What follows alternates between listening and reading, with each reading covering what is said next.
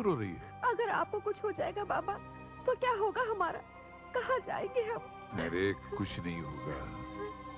हाँ, अगर तकदीर में मरना ही लिखा है तो एक काम करना बेटे, मेरे बाद मेरे बेटे करण के पास चले जाना, वो तुम लोगों को संभाल लेगा।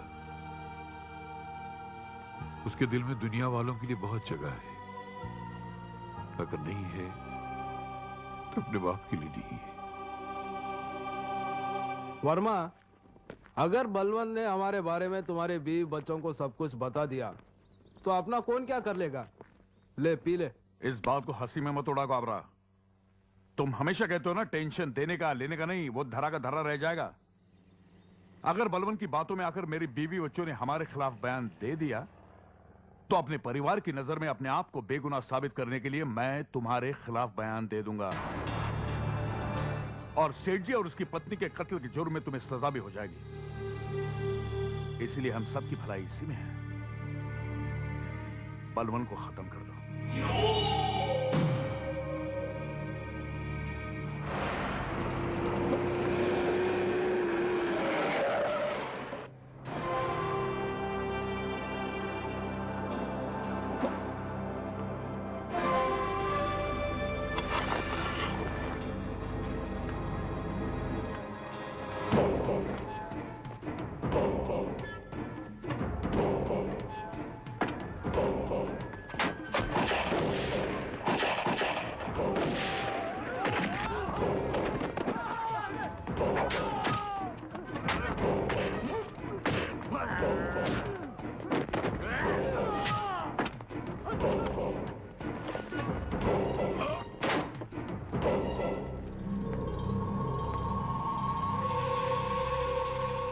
मेरे घर पे आके मेरे को चैलेंज किया था कि बर्बाद कर दूंगा। Bad luck.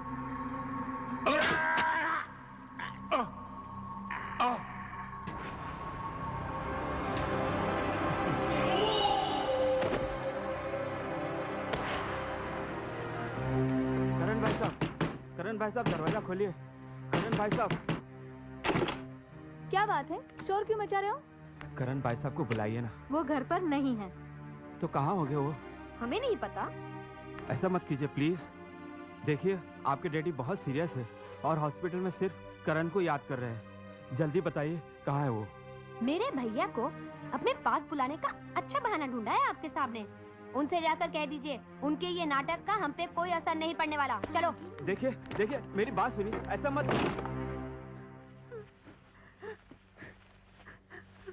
अंकल, करण भैया नहीं आए? वो घर पर नहीं है। उनकी बहनों को सांप के बारे में कह तो दिया है, मगर देखिए पेशेंट की हालत बहुत बिगड़ती जा रही है। ऐसे में करण का आना यहाँ बहुत जरूरी है। आप किसी भी तरह से करण को यहाँ लाइए, शायद उनका आना पेशेंट के लिए दवा का काम कर जाए। हम लाएंगे करण भैया को। भैया भैया भैया भैया भैया। अरे क्या हुआ? कौन हो तुम बेटे? भैया जल्दी चलिए। कहाँ बेटे? हॉस्पिटल में करण भैया। किसी ने बाबा को आपकी बेटी को चाकू मार लिया। कभी? आज शाम को। लेकिन किसी ने वहाँ बताया तो नहीं? यूसुफ अंकल आए थे आपको लेने। क्या ये बात सच है? आप चलिए जल्दी भैया। भैया चलिए, बहुत तबीयत खराब है।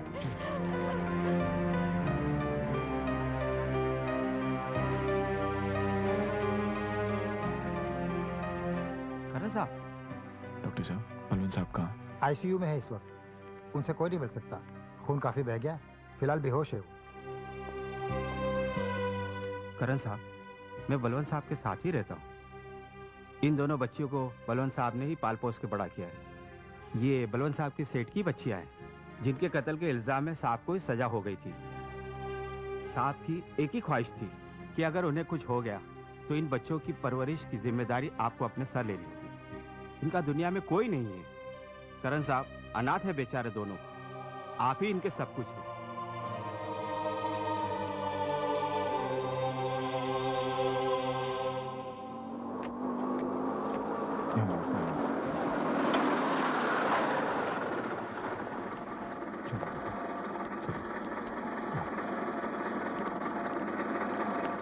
अपनी दो लड़कियां कौन है? बहन बना के लाया होगा तुम्हारा भाई। देखो, जब तक इस घर में 5 बहनें ना हो ना, तुम्हारे भाई को चैन नहीं पड़ता। 2 गई 2 आई, हो गई 5। आओ बेटे आओ, घबराओ मत। राम राम साहब। ये लो, आज ये घर तुम्हारा ही समझो। अनु, प्रिया, सुमन,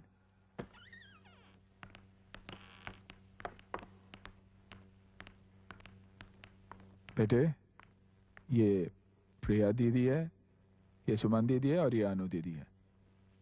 इन दोनों को तुम अपनी बहनी ही समझो। भैया ये हाँ, आज से ये दोनों तुम्हारे साथ ही रहेंगे। बेटे किसी चीज की जरूरत हो तो इनसे ले लेना। हाँ सीताबाई? हाँ यस साहब। सीताबाई इनका ख्याल रखना। हाँ और सामान कमरे में रख देना। यस यस साहब।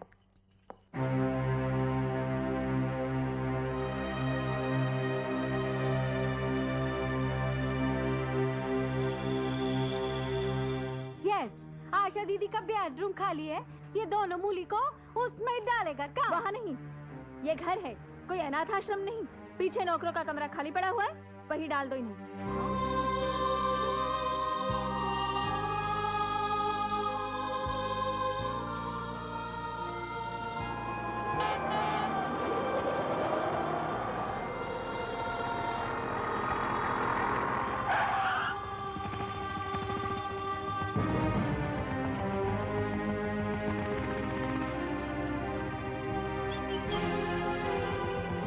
कहाँ जा रहे हो तुम लोग?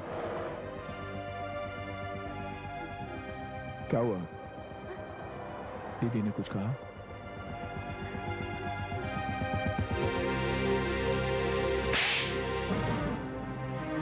मारिए और मारिए, लेकिन हमारे जीते जी ये दोनों यहाँ नहीं रह सकते। क्यों नहीं रह सकती? क्या गुनाह है इनका? क्या आप नहीं जानते, इन बच्चों की जो परवरिश कर रहे हैं वो हमारी बर्बादी का जिम्मेदार है, हमारी माँ का कातिल है।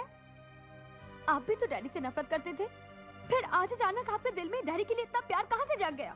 ना ही प्यार जागा है और ना ही नफरत की आग ठंडी हुई है, लेकिन अपने बाप के गुनाह की सजा मैं इन बेगुनाह को तो नहीं दे सकता। ये मासूम है, बेसहारा है। आज के बाद ये दोनों इसी घर में रहेंगे, ये मेरा फैसला है। और तुम दोनों ध्यान से सुनो, तुम दोनों यही रहोगे, कहीं नहीं जाओगे। और अगर तुम्हारा यहाँ रहना किसी को पसंद नहीं है, मंजूर नहीं है, तो वो खुद यहां से जा सकता है।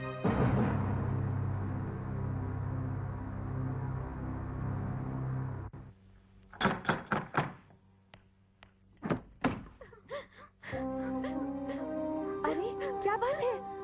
ओह क्या हुआ? अरे बताओ ना क्या हुआ? क्या हुआ? बोलो ना, तुम लोग क्यों रो रही हो?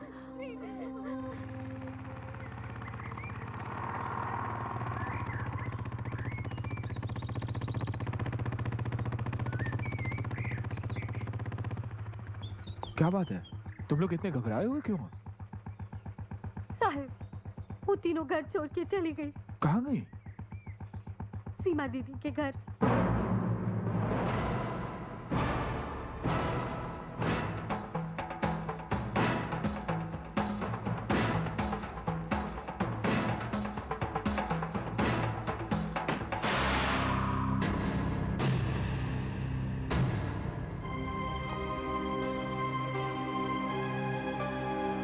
प्रिया, सुमन, अनु,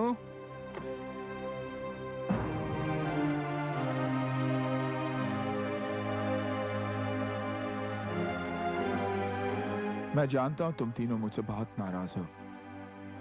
अपने भैया को माफ कर दो और घर चलो।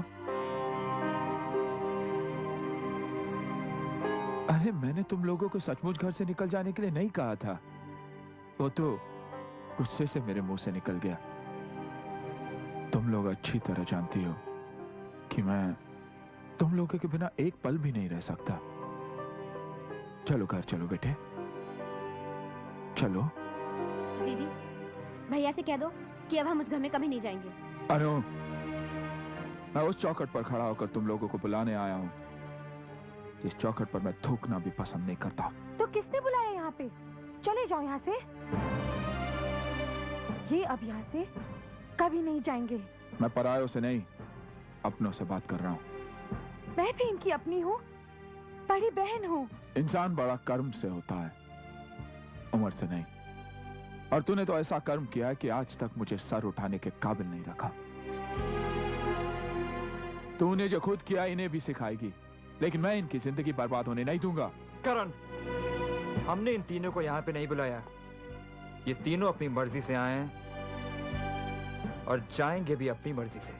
मुझे जबरदस्ती करने पे मजबूर मत करो राज। अपने तेवर अपने पास रखो करण।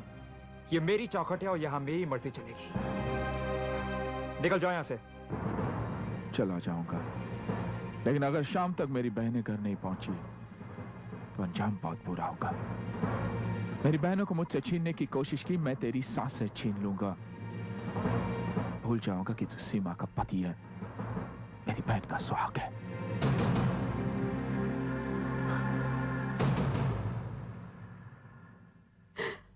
मेरे पति को, मेरे सुहाग को जान से मार देने की धमकी दी, वो भी मेरे भाई ने। वो क्या समझते हैं? वो ये नाटक करके जाएंगे तो हम डर के घर चले जाएंगे? ऐसा नहीं होगा। दीदी, हमने फैसला कर लिया है, अब हम उस घर में कभी नहीं जाएंगे। हमारा कोई भाई था ही नहीं। भैया जीजा जी को धमकी दे के गए हैं, तुम दोनों उसके बारे में नहीं सोच रहे हो? भैया बहुत गुस्से वाले हैं, वो कभी भी किसी भी वक्त जीजा जी को कहीं भी मार सकते हैं। मेरे ख्याल से हमें भैया के खिलाफ पुलिस में कंप्लेन करनी चाहिए और उन्हें पुलिस के हवाले कर देना चाहिए। वाह वाह, सबसे छोटी हो लेकिन बातें सबसे बड़ी की हैं तुमने। तुमने बिल्कुल ठीक कहा कि तुम्हारे भाई को पुलिस के हवाले कर देते हैं। अरे मैं तो कहती हूँ उसे जेल भेज देना चाहिए, क्योंकि तुम्हारा भाई बहुत बड़ा मुजरिम है। बहुत गुनाह किए हैं उसने। उसका पहला गुनाह ये था कि माँ के मर जाने और बाप के जेल जाने के बाद उसने अपनी बहनों की परवरिश का जिम्मा उठाया। उसका दूसरा गुनाह ये था कि दिन रात मजदूरी करके भी वो भूखा रहा, लेकिन कभी अपनी बहनों को भूख का एहसास होने नहीं दिया। उसका तीसरा गुनाह ये था कि अपने हिस्से की चादर भी तुम्हें उड़ाकर वो रात भर सर्दी में ठिठुरता रहा। और एक जवान बेटी माँ बाप के सीने पर पत्थर की सील की तरह होती है। करण के सीने पर 5-5 जवान बहनों का बोझ किसी पहाड़ से कम नहीं है। बड़े दुख झेले हैं, बड़ी तकलीफ उठाई उसने। सिर्फ जिंदगी नहीं, इज्जत भी दी है तुम लोगों को। और अपनी प्यारी लाडली बहनों के लिए इतनी तकलीफ उठाने के बाद करण थक चुका है। उसे आराम करने के लिए जेल से अच्छी जगह और क्या हो सकती है।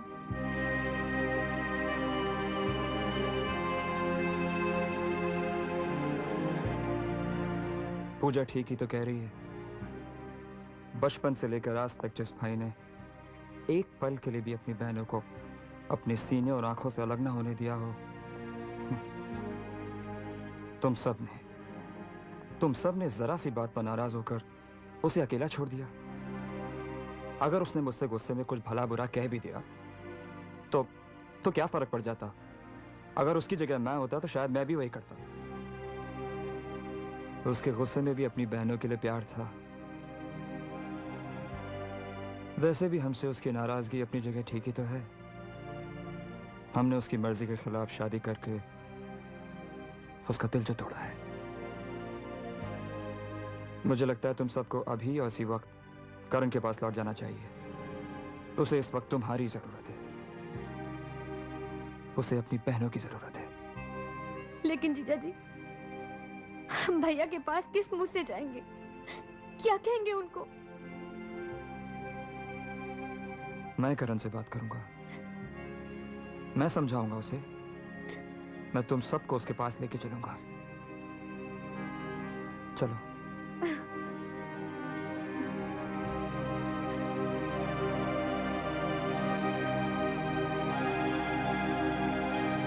तुम साथ नहीं चलोगी सीमा? शादी के बाद लड़की को पहली बार लेने के लिए उसके मायके से कोई ना कोई आता है। लड़की खुद चलकर अपने मायके नहीं जाती। भैया से कहना मुझे अपने ससुराल से ले जाए। मैं उनका इंतजार करूंगी।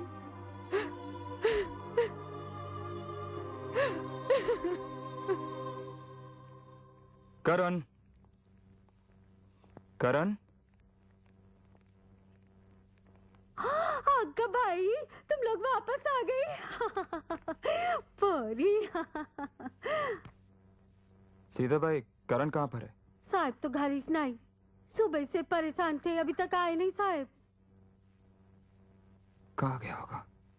मला माहित नहीं, पर आपको तो मालूम ही होगा, साहब जब भी परेशान होते किधर जाते। हाँ, ठीक है।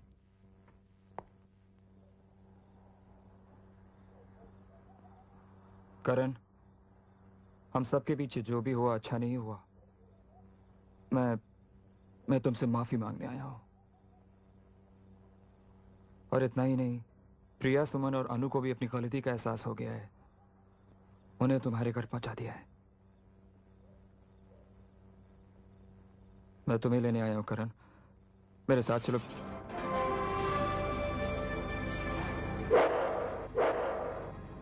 करण, मैं तो तुमसे सिर्फ माफी।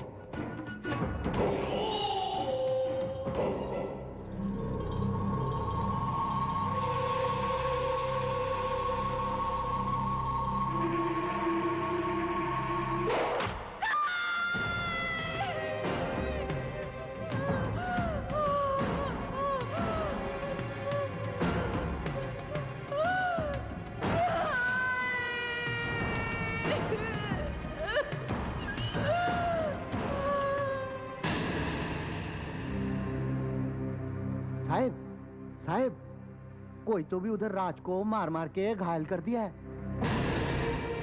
राज को मारा? बहुत मारा साहब। अनारोप तुम्हारे पे लगा रहे थे, बोलते तुम ही उसको मारा।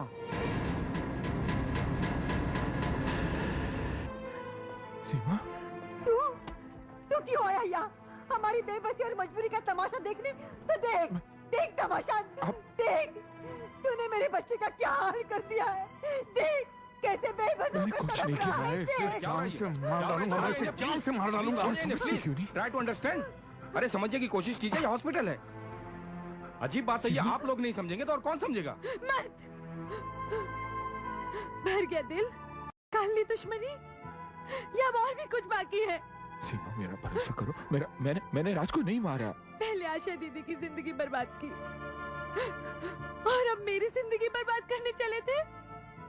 सीमा, मेरा यकीन करो सीमा, मैंने राज को नहीं मारा। मत बोलो। अरे हथियार तो तुमने उसी दिन उठा लिया था जिस दिन हमने शादी की थी, और आखिर तुमने वो हथियार चला ही दिया। अरे राज तो तुमसे माफी मांगने आए थे और तुमने उनके साथ ये सलूक किया। चले जाओ यहाँ से, चले जाओ। पूजा, पूजा, तुम तो मेरा यकीन करो, मैंने तुम्हारे भाई को नहीं मारा। पूजा, सुमन, प्रिया, क्या तुम लोग अपने भाई को कसूरवार समझते हो? क्या मैं ऐसे कर सकता हूँ? जब बहनें बोझ ही थी तो फिर पाला क्यों था? गला दबाकर मार ही देते बचपन में। अगर तुम्हारी जगह कोई मुंह बोला भाई भी होता ना, तो अपनी बहनों के साथ ये सलूक नहीं करता। तुमने तो इतनी गिरी हुई हरकत की है, बहुत दुख हो रहा है।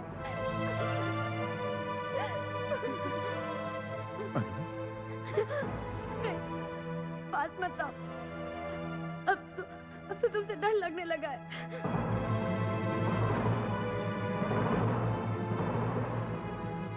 डॉक्टर साहब, मैं हाथ जोड़ता हूँ, मेरे बेटे को। इंस्पेक्टर साहब, इन्हें गिरफ्तार कर लीजिए।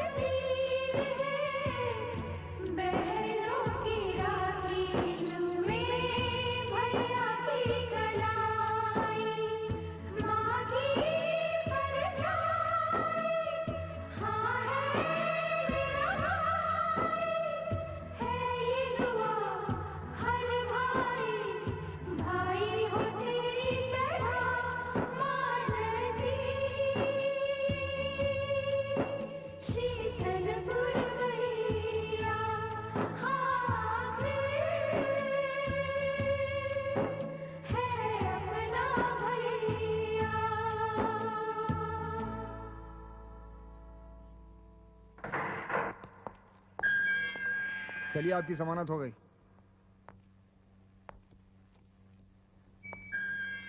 आप यहाँ साइन कीजिए।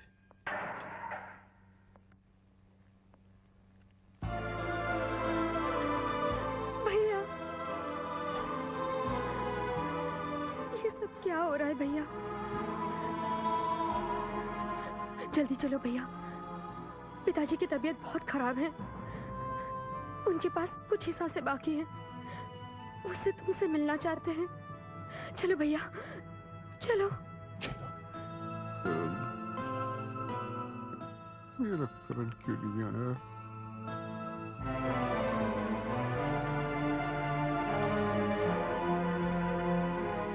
करण बेटा।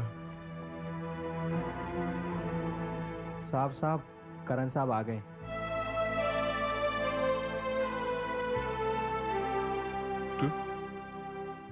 तू आ गया मेरे बेटे? इससे पहले कि मौत मुझे अपने गले लगा ले, एक बार मेरे गले से लग जा बेटा, एक बार मेरे गले से लग जा। क्या करूं? मैं जानता हूं तेरे दिल में मेरे लिए अभी तक नफरत भरी हुई है और खत्म नहीं हुई, मगर बेटा मैं तेरी मां की मौत का जिम्मेदार नहीं हूं। वरना मैंने अपने सेठ का कत्ल किया, मुझे फंसाया गया बेटा। तेरे सर की कसम, तेरी स्वर्गीय मां की कसम, मैं बेगुनाह हूं। तुझे याद होगा जब तेरी मां बहुत बीमार थी, डॉक्टर ने 2 दिन में ऑपरेशन करने को कहा। मुझे गरीब के पास इतना पैसा नहीं था कि मैं तेरी मां का ऑपरेशन करवाता। मैं मदद मांगने के लिए अपने मालिक सेठ शांतिलाल के पास गया। देखिए मुनीम जी, आप सेठ जी से कहिए कि वो चिंता ना करें। ये केस हम किसी भी हालत में जीतेंगे। ठीक है, मैं बात करूंगा। नमस्ते। नमस्ते। अरे तुम्हारी बीवी की तबीयत कैसी है? पहले से और ज्यादा खराब हो गई है। डॉक्टर ने फौरन ऑपरेशन करने को कहा, वरना वो मर जाएगी। मुनीम जी, सीधी से क्या कि थोड़े पैसे दिलवा दीजिए, वरना मेरी बीवी तो गई। ठीक है। मेरे बच्चे सारी जिंदगी आपको दुआएं तुम देंगे। इधर ही रुको, मैं बात करके आता हूँ। बड़ी मेहरबानी होगी। अरे बलवंत, तो फिक्र मत करो, अपने सेठ जी दिल के बहुत अच्छे हैं, वो जरूर तुम्हारी मदद करेंगे। सेठ जी, सेठ जी,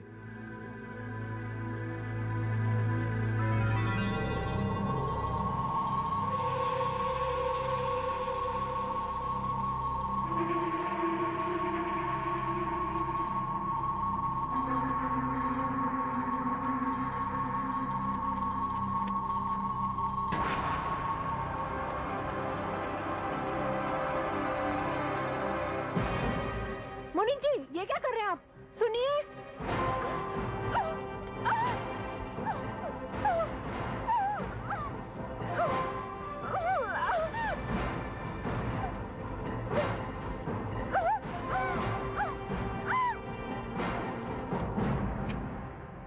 क्या हुआ? रुक्मिणी, क्या हुआ? कमीने, गद्दार!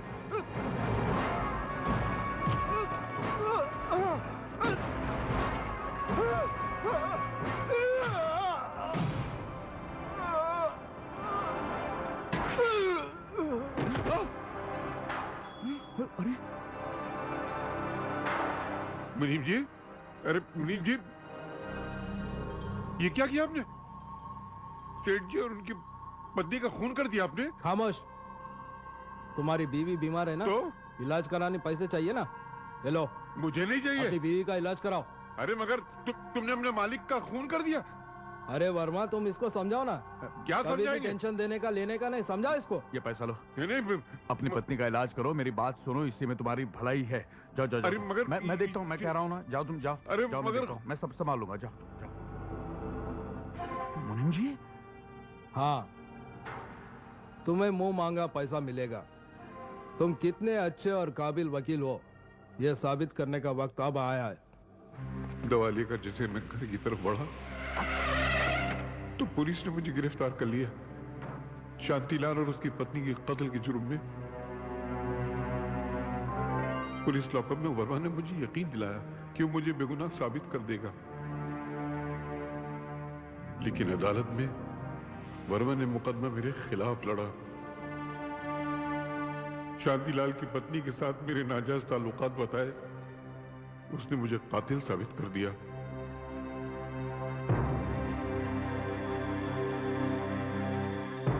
और मुझे सजा हो गई। तेरी मां ये सदमा बर्दाश्त न कर सकी, वो इस दुनिया से चली गई। जेल से छूटने के बाद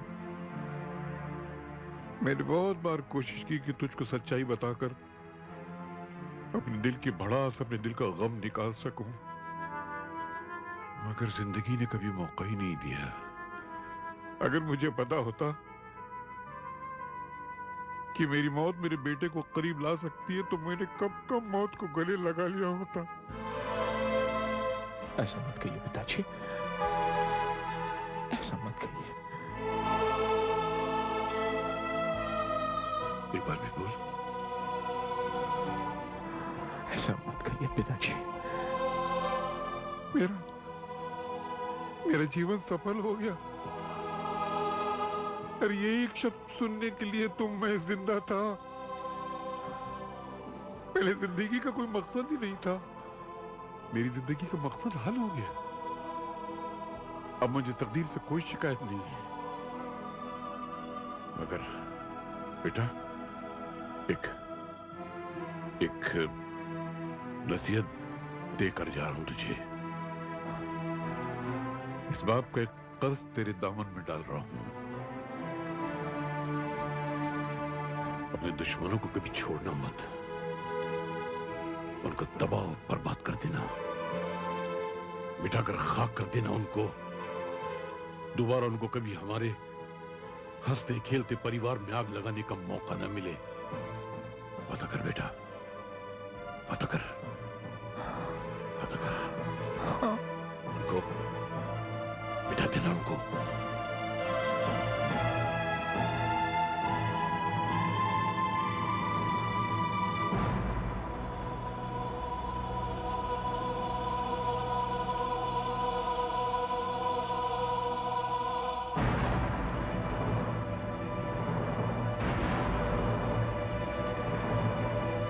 काबरा सेठ, काबरा सेठ, काबरा सेठ।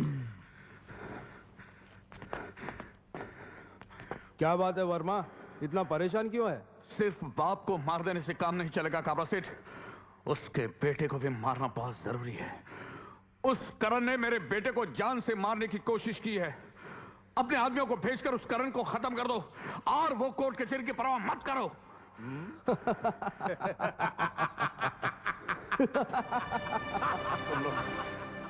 तुम लोग हंस क्यों रहे हो? याद है वर्मा, एक दिन तूने क्या कहा था? अपने बीवी बच्चों के नजरों में अपने आप को बेगुनाह साबित करने के लिए मैं तुम्हारे खिलाफ बयान दूंगा। ऐसा ही कुछ कहा था ना मुन्ना? ऐसा ही कहा था। उस दिन से तेरे ऊपर मेरा माथा ठनकने लगा। तेरे बेटे पे जानलेवा हमला करण ने नहीं, हमने किया था और इल्जाम डाल दिया करण पर। एक तीर से दो शिकार, इसी को कहते हैं वर्मा। समझा, मैं सब कुछ समझ गया। काबरा, गलती मेरी थी जो मैं तुम जैसे कमीनों का सारी जिंदगी भर साथ देता रहा और दरअसल उसी पाप की सजा मेरा बेटा भुगत रहा है। लेकिन ये मत समझना कि मैं चुपचाप बैठूंगा, ये मत समझना तुम लोग।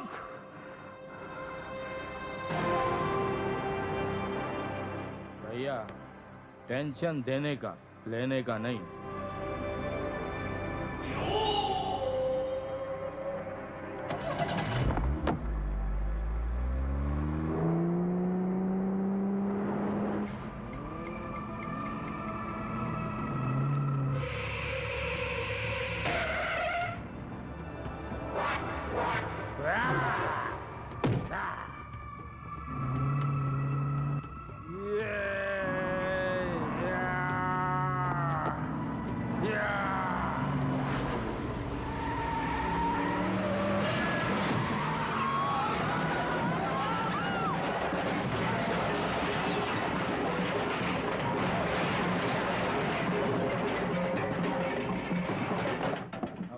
खिलाफ गवाही देगा।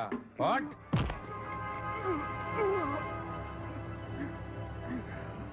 ये हमारा कोर्ट है वर्मा।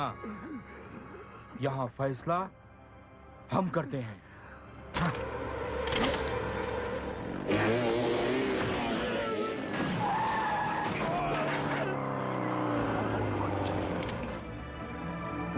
उठाओ। इन्हें जल्दी अस्पताल ले जाओ, जल्दी। हाँ हो।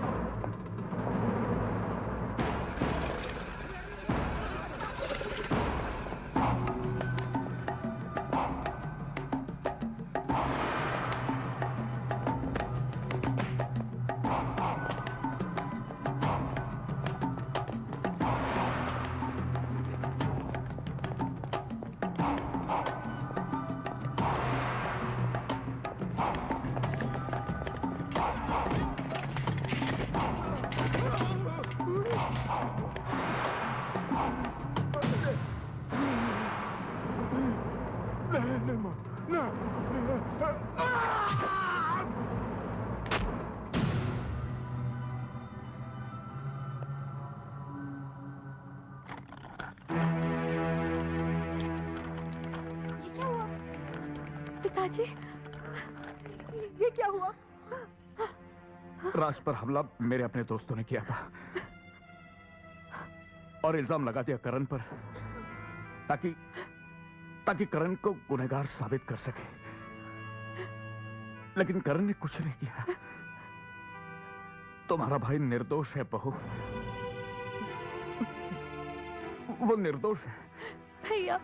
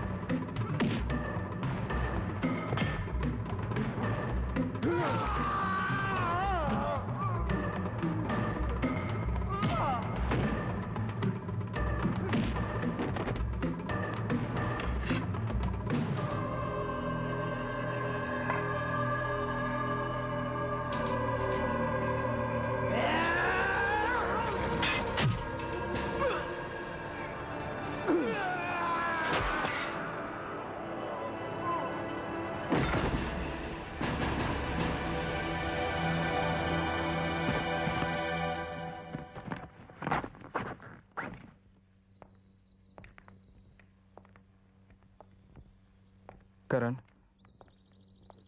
मुझे मालूम है हम सब ने तुम्हें ठेस पहुंचाई है, तुम्हारे साथ बहुत नाइंसाफी की है, मगर इस घर को छोड़कर हमें इतनी बड़ी सजा मत दो करण।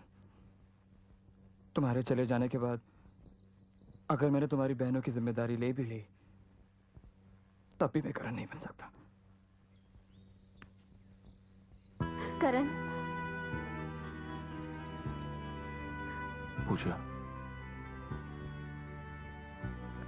जब मैं एक अच्छा भाई साबित नहीं हो सका तो एक अच्छा पति कैसे बन सकता हूं? अपने लिए एक अच्छा सा लड़का ढूंढ लो और शादी कर लो। भैया प्लीज प्लीज मत जाइए हमें छोड़ के, प्लीज। बेटा, अब तुम सब बड़े हो चुके हो, जिम्मेदार हो चुके हो, अपना अच्छा बुरा खुद समझ सकते हो, तो अब तुम लोग को इस भाई की क्या जरूरत है? करण, रुक जाओ करण। करण, रुक जाओ करण। भैया,